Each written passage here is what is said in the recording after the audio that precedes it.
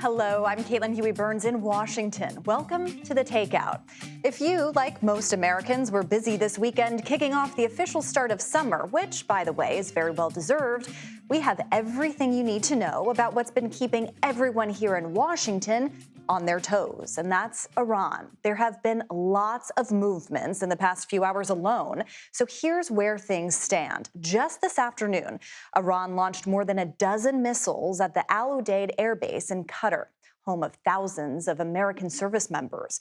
Notably, President Trump said most of the missiles were intercepted, and one, he said, was on a harmless trajectory. There have been no reports of casualties. This was in response to the American bombing of 3 Iranian nuclear sites over the weekend. And today's retaliation was expected and calibrated, a potential sign of de-escalation. The U.S. and Qatar held planning meetings over the weekend to prepare for this very circumstance. President Trump said that Iran provided early notice of the strikes. The airspace over the UAE and Qatar and Kuwait was closed for part of the day today. Now, for more on what's happened and what might happen next, we're joined by Charlie D'Agata at the Pentagon. Charlie, great to see you. Thank you so much for being here. So what kind of impact did these strikes have?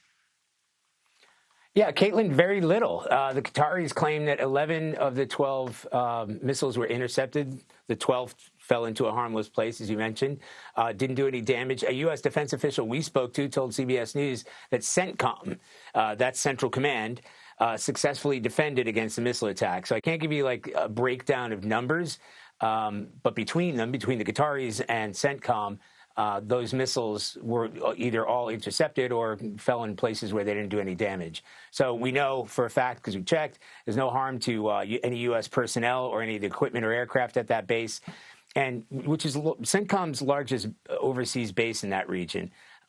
It's sort of their forward operating base that oversees operations in places like Iraq, Syria, Afghanistan, and yes, Iran. So it may be that the Iranian regime took that into account. It's very close to Iran.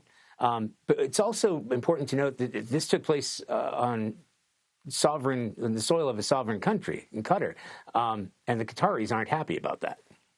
And Charlie, I mean, we're hearing that this attack, this strike was calibrated. How much do you know about what the Pentagon knew ahead of time? Well, you know, we scrambled around to see, first of all, what was happening as it was happening, because there's this blanket red alert across all of that CENTCOM region, which includes most of the Middle East.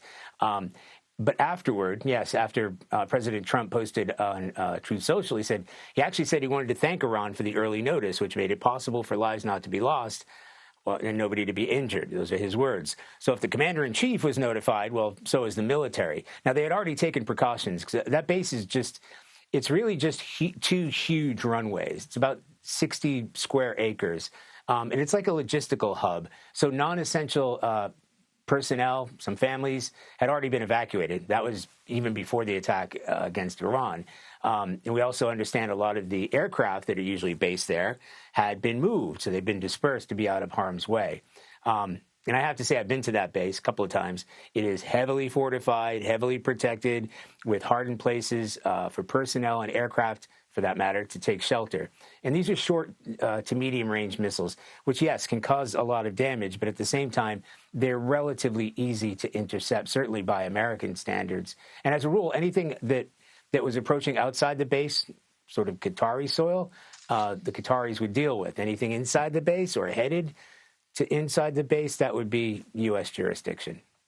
All right, Charlie, that's really interesting and important context. And of course, there are other bases in the region that we're watching as well. Charlie D'Agata from the Pentagon, thank you so much.